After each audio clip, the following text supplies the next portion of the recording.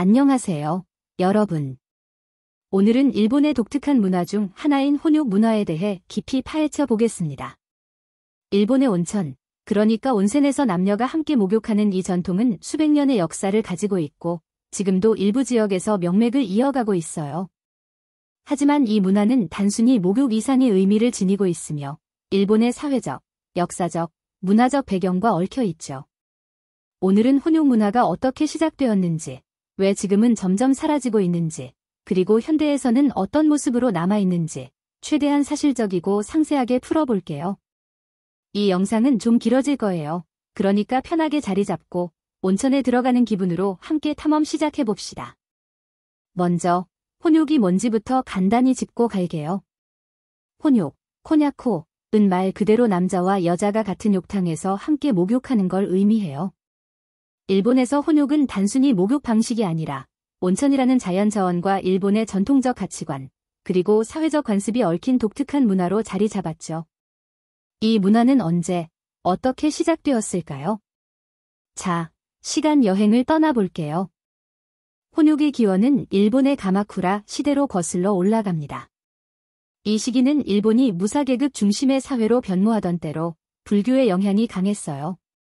당시 승려들은 불교의 자비 정신을 실천하기 위해 가난한 사람이나 병자들에게 무료로 온천을 개방했어요. 온천은 단순히 몸을 씻는 곳이 아니라 치유와 정화의 공간으로 여겨졌죠. 이 시기에는 남녀 구분 없이 모두가 온천을 공유했어요. 왜냐? 당시에는 목욕이 귀중한 자원이었고 온천이 많지 않았기 때문에 남녀가 함께 들어가는 게 자연스러웠어요. 이게 혼욕 문화의 첫걸음이었죠. 자, 이제 에도 시대로 넘어가 볼게요. 이 시기는 일본의 온천 문화가 꽃을 피운 시기예요. 에도 시대에는 물 부족 문제가 심각했어요. 그래서 온천이나 대중탕, 센토, 이 사람들에게 필수적인 공간이었죠. 당시에는 사우나 형태의 온천이 많았는데 남녀가 함께 탕에 들어가 땀을 흘리며 몸을 정화했어요. 이 시기에 혼욕은 단순히 위생적인 목적을 넘어 사회적 교류의 장으로 자리 잡았어요. 심지어 맞선 자리로 온천이 사용되기도 했어요. 상상해보세요. 남녀가 온천에서 알몸으로 만나면서 서로의 건강 상태를 체크했다고 해요. 이 사람 몸에 흠집 없네. 괜찮은데? 이런 식으로요. 하지만 여기서 어두운 면도 있었어요. 에도 시대에 이르러 유나, 탕녀라는 직업이 등장했죠. 유나는 온천 여관이나 대중탕에서 손님을 돕는 여성들로 때로는 매춘 행위와 연결되기도 했어요. 이로 인해 혼욕은 점차 부정적인 이미지를 얻기 시작했죠. 그래도 이 시기에는 혼욕이 일본 전역에서 흔한 풍경이었어요. 온천은 단순히 목욕의 공간이 아니라 지역 주민들이 모여 이야기를 나누고 휴식을 취하며 심지어 비즈니스를 논하는 장소였어요. 1853년 일본 역사에 큰 전환점을 만든 쿠로훈의 사건, 검은 배 사건이 일어났어요. 미국의 매튜 페리 제독이 일본에 도착하면서 서구 문물이 들어오게 되죠. 페리는 일본의 혼욕 문화를 보고 충격을 받았어요. 그는 자신의 일지에 일본인들은 음탕하다고 적었고 혼욕을 야만적이고 부도덕한 관습으로 여겼어요. 이건 당시 서구의 도덕관과 일본의 개방적인 목욕 문화가 충돌한 순간이었죠. 이 사건 이후 메이지 유신 1868년에서 1912년까지 이 시작되면서 일본은 근대화를 위해 서구 문화를 빠르게 받아들였어요. 일본 정부는 서양인들의 시선을 의식해 혼욕 금지령을 내렸어요. 혼욕은 미개한 관습으로 낙인 찍혔고 공공온천과 대중탕에서 남녀가 분리된 목욕시설이 도입되었죠. 이로 인해 혼욕 문화는 급격히 쇠퇴하기 시작했어요. 하지만 시골 지역이나 전통적인 온천 마을에서는 여전히 혼욕이 이어졌어요. 왜냐하면 온천시설을 새로 짓거나 분리할 돈이 없는 지역들이 많았기 때문이죠. 혼욕 문화가 이렇게 오랫동안 이어질 수 있었던 이유는 뭘까요? 그건 온천이 단순히 목욕 이상의 의미를 가졌기 때문이에요. 일본은 화산지대에 위치해 있어서 온천이 전국에 약 2,900개, 원천은 28,000개나 있어요. 2022년 일본 환경성 발표. 온천은 단순히 몸을 씻는 곳이 아니라 탕치라는 전통적 요법의 중심이었죠. 탕치는 일주일 이상 온천에 머물며 질병을 치료하거나 건강을 회복하는 걸 의미해요. 전국시대의 무장들조차 전투 후 상처를 치유하기 위해 온천에 머물렀다고 해요. 혼욕은 이런 치유 과정에서 남녀 구분 없이 모두가 온천의 효능을 누릴 수 있도록 했어요. 또한 온천은 공동체의 장으로 기능했어요. 마을 사람들이 모여 이야기를 나누고 사회적 유대를 강화하는 공간이었죠. 특히 가족 단위로 온천을 이용하는 경우가 많았기 때문에 혼욕은 가족 간의 친밀함을 다지는 데도 기여했어요. 이 시기에는 나체로 목욕하는 게 부끄러운 일이 아니라 자연스러운 신체의 일부로 여겨졌어요. 하지만 여기서 중요한 점은 혼욕이 성적인 분위기와는 거리가 멀었다는 거예요. 일본의 온천 문화는 건강과 휴식을 강조하며 타인의 신체를 뚫어지게 쳐다보거나 성적인 행동을 하는 건 엄격히 금지되었어요. 이런 에티켓 덕분에 혼욕이 오랫동안 유지될 수 있었죠. 자, 이제 현대의 혼욕 문화로 넘어와 볼게요. 메이지 유신 이후 혼욕은 많이 사라졌지만 완전히 없어진 건 아니에요. 1993년만 해도 일본 전국에 약 800개의 혼욕 온천이 있었지만 2021년에는 300여 개로 줄었어요. 왜 이렇게 줄어들었을까요? 그리고 지금은 어떤 모습으로 남아 있을까요? 하나씩 살펴볼게요. 혼욕의 쇠퇴원인 서구화와 도덕관의 변화. 메이지 유신 이후 서구의 도덕관이 일본에 뿌리내리면서 나체로 남녀가 함께 목욕하는 게 점점 부끄럽고 부도덕한 행위로 여겨졌어요. 특히 젊은 세대와 여성들은 혼욕에 거부감을 느끼기 시작했죠. 아오모리현의 조사에 따르면 혼욕탕을 이용하는 여성은 남성의 20%에 불과하다고 해요. 윤화와 윤락업의 부정적 이미지, 에도 시대의 윤화로 인해 혼욕이 매춘과 연관된 이미지를 얻었어요. 현대에도 일부 혼욕시설이 성매매나 유흥업소로 오용되면서 소프랜드, 혼욕의 명예가 실추되었죠. 이런 부정적 이미지는 혼욕 문화의 쇠퇴를 가속화했어요. 시설의 현대화와 경제적 문제, 많은 온천시설이 남녀 분리된 욕탕을 새로 짓거나 현대적인 스파센터로 바뀌면서 혼욕탕은 점점 줄어들었어요. 시골 지역의 오래된 온천들은 유지비가 부족해 문을 닫거나 남녀 분리시설로 개조되었죠. 사회적 변화와 프라이버시, 현대 일본 사회는 개인의 프라이버시와 성에 대한 인식이 바뀌었어요. 특히 젊은 여성들은 낯선 사람과 나체로 목욕하는 걸 불편해하고 이는 혼욕의 인기를 떨어뜨렸어요. 하지만 혼욕이 완전히 사라진 건 아니에요. 현재 일본의 혼욕 문화는 몇 가지 새로운 형태로 명맥을 이어가고 있어요. 대표적인 몇 가지를 소개할게요. 전통 혼욕 온천, 일본의 시골 지역, 특히 도호쿠, 아오모리, 이와테, 아키타, 나군마, 홋카이도 같은 곳에는 여전히 전통적인 혼욕 온천이 남아 있어요. 예를 들어 다마가와 온천, 아키타현, 이나호시 온천, 군마현 같은 곳은 전통적인 혼욕탕을 유지하고 있죠. 하지만 이런 곳은 주로 노년층이나 가족 단위 이용객이 많고 젊은 층은 드물어요. 수영복 착용 혼욕, 현대 혼욕의 가장 큰 변화는 수영복 착용이에요. 1948년 제정된 일본 여관업법에 따르면 당일 이용시설에서는 부부라도 나체로 혼욕하는 게 금지되었어요. 그래서 많은 혼욕 온천이 수영복이나 목욕복, 입욕복을 의무화했어요. 이 방식은 특히 젊은 여성과 성소수자들에게 거부감을 줄이고 혼욕을 더 접근 가능하게 만들었죠. 실제로 수영복 혼욕탕에서는 여성 이용률이 크게 늘었다고 해요. 가족 전용 혼욕, 일부 온천 료칸에서는 가족이나 커플을 위한 전세탕을 제공해요. 이건 개인 욕탕을 빌려서 가족이나 연인끼리 혼욕을 즐기는 방식이에요. 문신이 있는 사람들도 전세탕을 이용하면 온천을 즐길 수 있어요. 일본에서는 문신이 부정적인 이미지를 가지기 때문에 대중탕에서 문신을 한 사람은 출입이 금지되는 경우가 많거든요. 관광 자원으로의 혼욕, 일본 환경성은 2021년부터 도호쿠 지역, 아오모리, 이와테, 아키타의 14개 혼욕 온천을 관광 자원으로 활용하는 프로젝트를 시작했어요. 이 프로젝트는 혼욕 문화를 전통으로 보존하면서 젊은 세대와 성소수자, 외국인 관광객에게 어필하려는 시도예요. 현대 일본에서 혼욕은 어떤 모습일까요? 몇 가지 대표적인 사례를 통해 생생하게 느껴보죠. 다마가와 온천, 아키타현.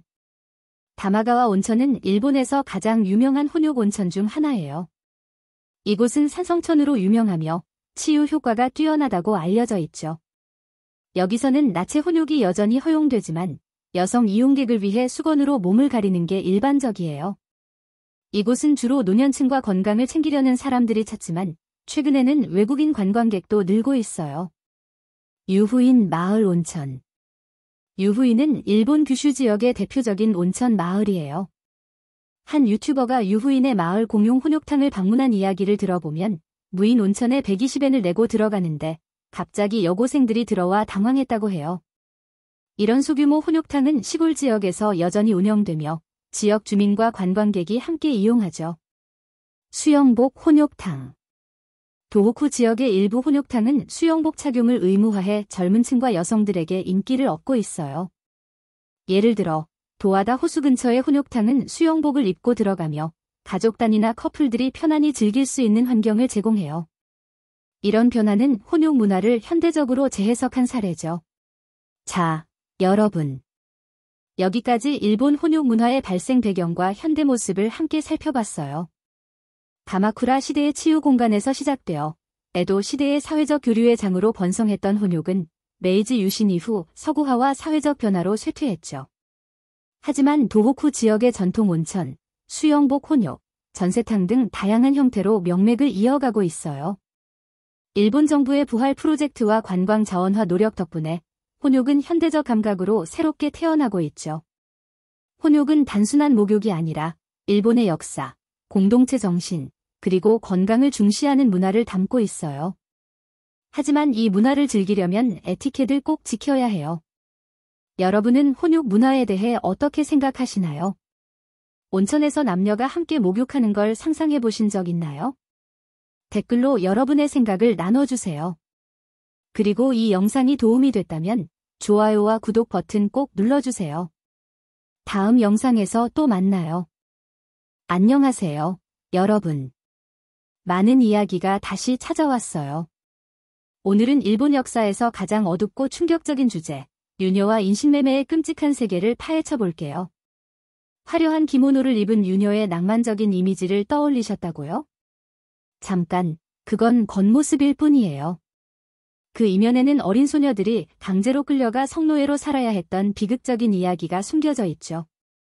유녀의 삶, 인신매매의 잔혹한 실태, 그리고 현대까지 이어지는 그 그림자를 낱낱이 폭로할 테니 심호흡하고 끝까지 따라와 주세요. 자, 이 어두운 역사 속으로 뛰어들 준비 되셨나요? 여러분, 유녀라는 단어를 들으면 어떤 이미지가 떠오르시나요? 에도 시대의 요시와라 유곽에서 화려한 옷을 입고 손님을 맞는 우아하고 신비로운 여성들? 영화나 드라마에서 본 그런 낭만적인 장면? 하지만 진실은 훨씬 더 어두워요. 유녀는 일본의 유곽, 즉 합법적인 성매매 지역에서 일했던 여성들을 뜻해요. 에도 시대, 1603년에서 1868년의 요시와라, 시마바라 같은 유명한 유곽에서 일하며 겉으로는 화려해 보였지만 그 삶은 지옥이나 다름없었죠. 유녀는 단순한 성매매 종사자가 아니었어요. 이들은 춤, 노래, 다도 같은 예술을 배우고 손님과 세련된 대화를 나누는 고급 기생, 즉 오일한 화괴로 여겨지기도 했죠. 하지만 이 화려한 겉모습 뒤에는 끔찍한 착취와 인신매매의 그림자가 드리워져 있었어요. 대부분의 유녀는 어린 나이에 가족에게 팔려오거나 빚 때문에 강제로 유곽에 들어간 소녀들이었어요. 상상해봐요. 10대 초반의 어린 소녀가 가족과 찢어지고 평생을 유곽에서 벗어나지 못한 채 살아야 했다니. 이건 낭만이 아니라 비극이에요. 유녀 문화는 언제부터 시작됐을까요? 놀랍게도 그 뿌리는 8세기 나라 시대까지 거슬러 올라가요. 당시 일본은 이미 성매매가 하나의 산업으로 자리 잡았고 유녀는 그 중심에 있었죠. 하지만 이건 자발적인 선택이 아니었어요. 대부분의 유녀는 가난한 농촌 가정에서 태어난 소녀들로 부모가 빚을 갚거나 생계를 위해 딸을 팔아넘긴 경우가 많았어요. 이게 바로 인신매매의 시작이었죠. 14세기에서 15세기의 전국시대에는 상황이 더 심각해졌어요. 영주들이 군자금을 마련하기 위해 노예 사냥을 벌였고 소녀들은 인신매매의 주요 표적이 됐어요. 이들은 일본뿐 아니라 조선, 중국 등지로 팔려가 성노예로 일해야 했죠. 에도 시대에 들어서면서 유곽이 합법화되고 체계화되면서 유녀를 모집하는 제겐, 여현, 즉 인신매매 중개업자들이 활개를 쳤어요. 이들은 가난한 마을을 돌아다니며 돈을 많이 벌게 해줄게 라는 달콤한 거짓말로 어린 소녀들을 유혹하거나 강제로 납치했죠. 유곽에 들어간 유녀의 삶은 어땠을까요? 겉으로는 화려한 기모노와 고급 손님들이 있었지만 그 안은 감옥이나 다름없었어요. 유녀들은 대부분 10대 초반에 유곽에 팔려왔고 평생 그곳을 벗어나지 못했어요. 이들의 하루는 어땠을까? 상상도 못할 정도로 혹독했어요. 유녀가 유곽에 들어가면 부모가 받은 돈은 선불금으로 간주됐어요. 이 돈은 유녀가 갚아야 할 빚으로 전환됐죠. 하지만 유곽 주인은 음식, 옷, 숙소 비용까지 모두 빚으로 계산해서 유녀가 아무리 일해도 빚은 줄어들지 않았어요. 이건 현대판 노예 계약이나 다름없었죠. 심지어 유녀가 손님을 거부할 권리도 없었어요. 거부하면 폭력이나 굶주림으로 벌을 받았죠. 유녀는 하루에도 여러 명의 손님을 받아야 했어요. 롱타임, 숙박, 은시벤, 슈타임은 2엔에 불과했고 시간 초과하면 추가 요금이 붙었죠. 휴일도 거의 없었고 쉬고 싶어도 쉴 수 없는 환경이었어요. 성병이나 폐병 같은 질병에 걸리면 치료도 제대로 받지 못하고 일을 못하게 되면 유곽에서 쫓겨나 거리에서 죽어갔어요. 이들의 시체는 멍석에 말려 강가나 절 근처에 버려지기 일쑤였죠. 이 얼마나 잔인한 현실인가요? 유녀의 대부분은 인신매매로 끌려온 소녀들이었어요. 가난한 부모는 딸을 팔아 생계를 유지했고 제게는 이 소녀들을 유곽에 넘겼죠. 특히 메이지 시대 1868년에서 1912년에는 가라유키상이라는 이름으로 일본 여성들이 동아시아, 동남아, 심지어 미국과 호주까지 팔려갔어요. 이들은 해외 유곽에서 성노예로 일하며 말라리아나 성병으로 죽거나 정글에 버려지는 비참한 최후를 맞았죠. 자, 여기서 더 충격적인 이야기로 들어가 볼게요. 메이지 시대의 유녀 인신매매는 일본을 넘어 세계로 뻗어나갔어요. 가라유키상은 일본 여성들이 해외 유곽으로 팔려간 경우를 뜻해요. 이들은 동남아, 만주, 러시아, 심지어 인도와 호주까지 끌려갔죠. 이건 단순한 이주가 아니에요. 조직적인 인신매매 네트워크였어요. 가라유키상은 주로 나가사키나 구마모토 같은 항구 도시를 통해 해외로 보내졌어요. 제겐이 가난한 마을을 돌아다니며 외국에서 큰 돈을 벌게 해줄게 라며 소녀들을 속였죠. 하지만 도착한 곳은 해외 유곽이었어요. 이들은 하루 5분 단위로 손님을 받고 성병이나 풍토병에 걸려도 치료받지 못했어요. 심지어 일을 못하게 되면 바다나 정글에 버려졌다고 해요. 이건 인간으로서 상상할 수 없는 비극이에요. 놀랍게도 가라유키상들의 흔적은 해외에 아직 남아있어요. 동남아 곳곳에는 이들의 무덤과 묘비가 남아있지만 대부분은 이름도 없이 사라졌죠. 1910년경 가라유키상은 일본 전체 수출액의 10%를 벌어들일 정도로 거대한 산업이었어요. 이건 메이지 정부가 암묵적으로 용인한 국가 차원의 인신매매였다는 뜻이죠. 왜 이런 끔찍한 일이 가능했을까요? 유녀와 인신매매는 당시 일본 사회의 구조적 문제와 깊이 연결돼 있어요. 에도 시대와 메이지 시대의 일본은 극심한 빈곤과 계층 차별이 만연했어요. 농촌의 가난한 가정은 생존을 위해 딸을 팔아야 했고 유곽은 이런 소녀들을 착취하는 시스템이었죠. 부모는 딸을 팔며 가족을 살리기 위해 어쩔 수 없었다고 스스로를 위로했지만 소녀들은 평생 감옥 같은 삶을 살아야 했어요. 에도 시대의 유곽은 정부의 허가를 받아 운영됐어요. 도쿠가와 막부는 유곽을 통해 세금을 걷고 사회 질서를 유지하려 했죠. 하지만 이 합법화는 유녀들의 고통을 정당화하는 도구였어요. 유곽은 국가가 관리하는 인신매매의 중심지나 다름없었죠. 제게는 유녀를 모집하고 유곽에 넘기는 인신매매 중개업자들이었어요. 이들은 가난한 마을을 돌아다니며 소녀들을 속이거나 납치했고 해외로 보내는 경우도 많았어요. 이 조직적인 네트워크는 현대의 인신매매 조직과 다를 바 없었죠.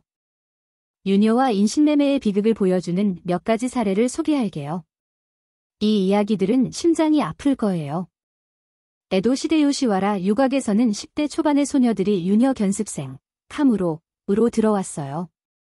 이들은 7세나 8세부터 유곽에서 일하며 13세나 14세가 되면 본격적으로 손님을 받아야 했죠. 성병에 걸리면 치료도 없이 쫓겨났고 많은 소녀가 20대도 되기 전에 죽었어요. 메이지 시대, 한 가라유키상 소녀는 나가사키에서 동남아로 팔려갔어요. 그녀는 하루 10명 이상의 손님을 받으며 성병에 걸렸고 결국 일을 못하게 되자 정글에 버려졌다고 해요. 이런 이야기는 수만 명의 가라유키상에게 반복된 비극이었죠. 일제강점기에는 조선인 여성들도 인신매매의 피해자였어요. 1920년대 사할린 섬으로 팔려간 조선인 여성 30여 명은 가라유키상과 함께 유곽에서 일해야 했어요. 이들은 일본인 인신매매상들에게 악마의 밥이 됐다고 보도될 정도로 끔찍한 삶을 살았죠. 유녀와 인신매매는 에도 시대나 메이지 시대에만 있었던 게 아니에요.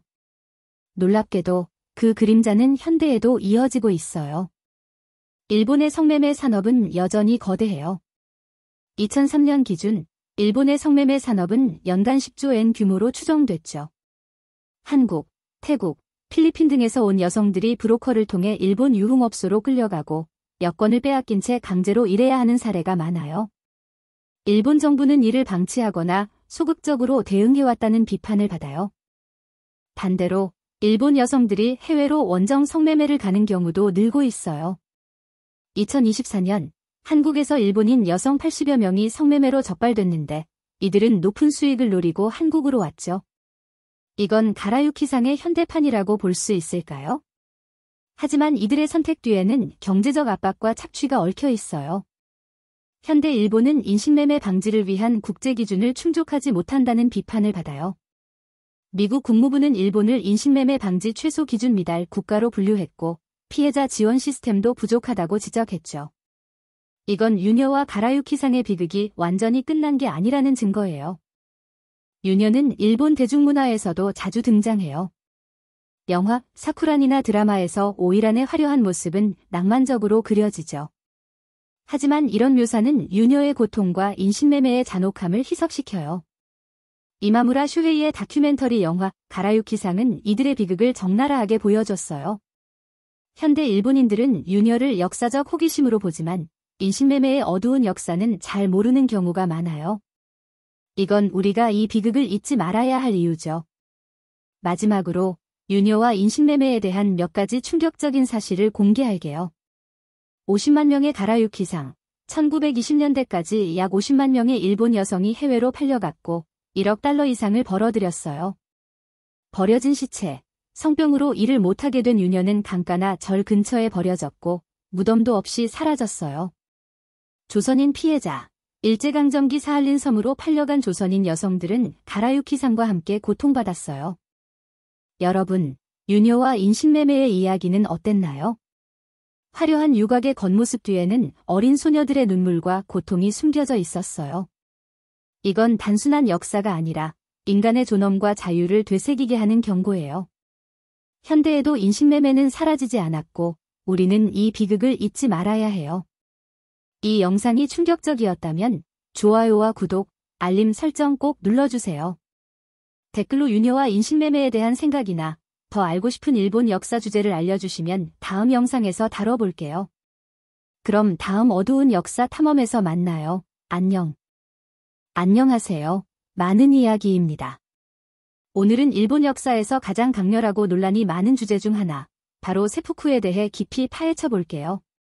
이건 단순한 의식이 아니라 사무라이의 명예, 충성, 그리고 그들의 세계관을 상징하는 강렬한 문화적 전통이에요.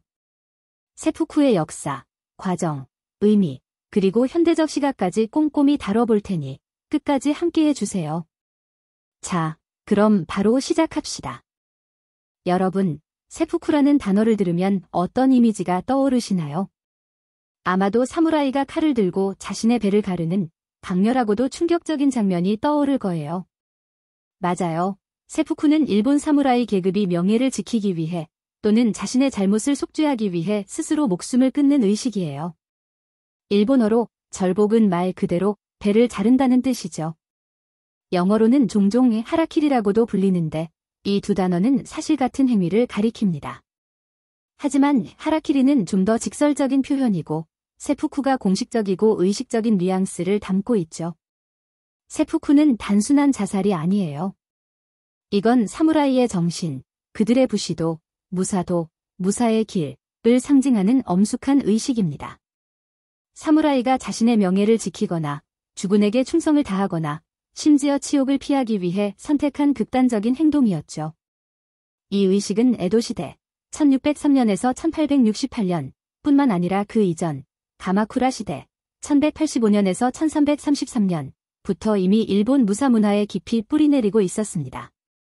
세푸쿠는 단순히 죽는 게 아니라 죽음을 통해 자신의 가치를 증명하는 행위였어요. 그래서 이 의식에는 엄격한 규칙과 절차가 있었고 단순히 충동적으로 이루어지는 경우는 거의 없었죠. 자, 그럼 세푸쿠가 어떻게 시작되었는지 그 역사적 배경을 먼저 살펴볼까요? 자, 이제 세푸쿠의 실제 과정에 대해 이야기해 볼게요.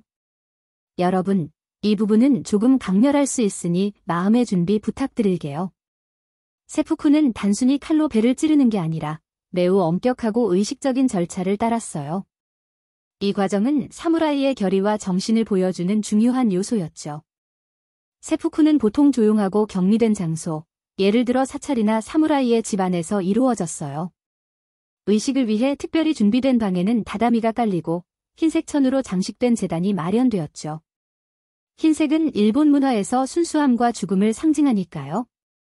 사무라이는 의식을 앞두고 목욕을 하고 깨끗한 옷, 보통 흰색 기모노를 입었어요. 이건 자신의 죽음을 깨끗하고 순수한 상태로 맞이하겠다는 의미였죠. 그리고 마지막 식사, 일종의 최후의 만찬이 제공되었는데 이 식사는 간소하지만 정성스럽게 준비되었어요. 의식의 핵심은 사무라이가 단도 짧은 칼, 나와키자시, 협차, 보조칼을 사용해 자신의 배를 가르는 거예요. 왜 배일까요? 일본 문화에서 배는 영혼과 감정이 깃든 곳으로 여겨졌기 때문이에요.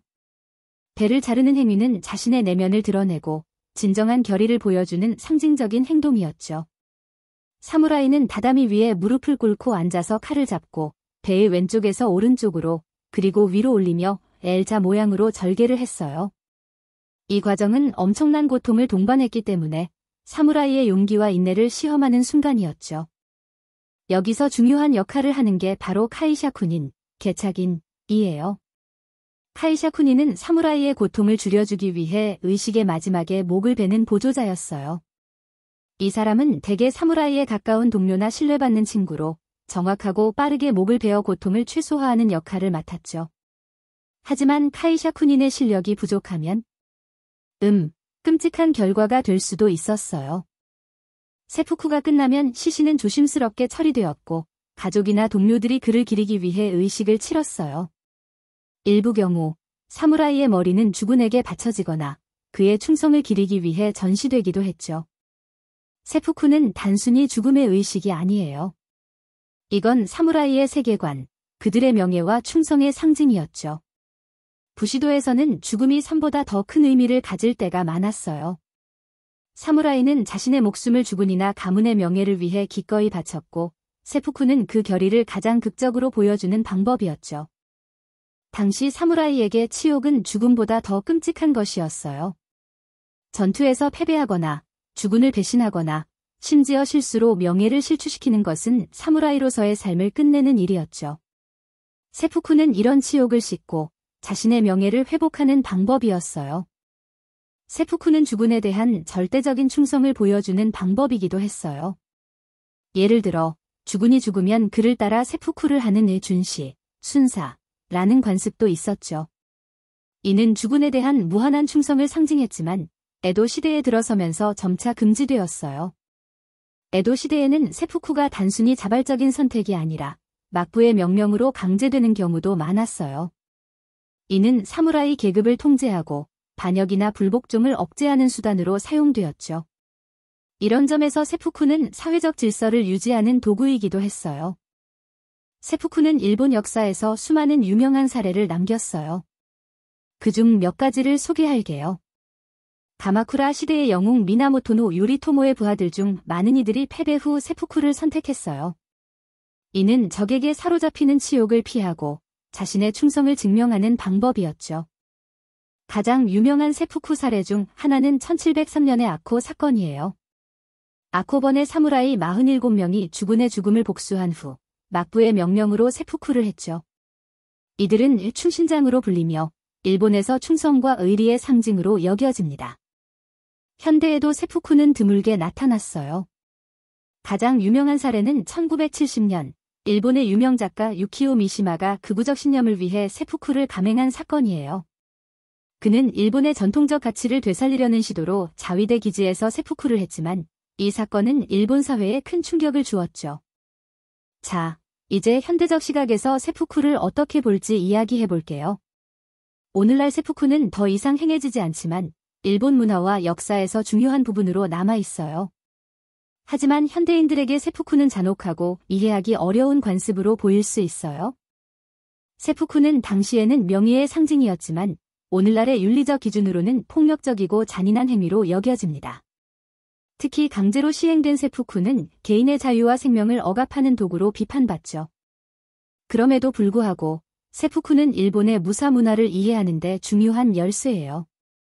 영화, 드라마, 문학에서 세푸쿠는 종종 사무라이의 비극적 영웅주의를 강조하는 소재로 등장하죠. 예를 들어 영화 마지막 사무라이나 47인의 론인 같은 작품에서 세푸쿠의 이미지를 볼 수 있어요. 현대 일본에서는 세푸쿠가 실제로 행해지지는 않지만 그 정신은 여전히 일부 전통적 가치관에 남아 있어요. 예를 들어 책임감과 명예를 중시하는 태도는 일본의 직장 문화나 사회적 규범에서 엿볼 수 있죠. 마지막으로 세푸쿠에 대한 몇 가지 흥미로운 사실을 공유할게요. 여성 사무라이도 세푸쿠를 했어요. 여성 무사, 즉 온나부 게이샤도 명예를 지키기 위해 세푸쿠를 했는데 이들은 보통 목을 찌르는 방식, 지카이, 자해를 선택했어요. 세푸쿠는 외국인에게도 충격적이었어요. 19세기 서양인들이 일본을 방문했을 때 세푸쿠를 보고 경악했다고 해요. 당시 서양 문헌에는 세푸쿠가 야만적이라고 묘사되기도 했죠. 가짜 세푸쿠도 있었어요. 일부 사무라이는 의식만 치르고 실제로는 칼을 찌르지 않는 형식적 세푸쿠를 했어요. 이건 주로 주군에 관대한 처분 덕분이었죠. 여러분, 오늘 세푸쿠에 대해 깊이 알아봤는데 어땠나요? 사무라이의 명예와 충성을 상징하는 이 의식은 단순히 잔혹한 행위가 아니라 당시 일본 사회의 가치관과 철학을 보여주는 중요한 문화적 요소예요. 물론 현대적 시각에서는 논란이 많지만 그 역사적 맥락을 이해하는 건 일본 문화를 더 깊이 느끼는데 큰 도움이 되죠. 이 영상이 흥미로웠다면 좋아요와 구독 버튼 꼭 눌러주세요. 여러분의 댓글로 세푸쿠에 대한 생각이나 더 알고 싶은 일본 역사 주제를 알려주시면 다음 영상에서 다뤄볼게요. 그럼 다음 영상에서 만나요.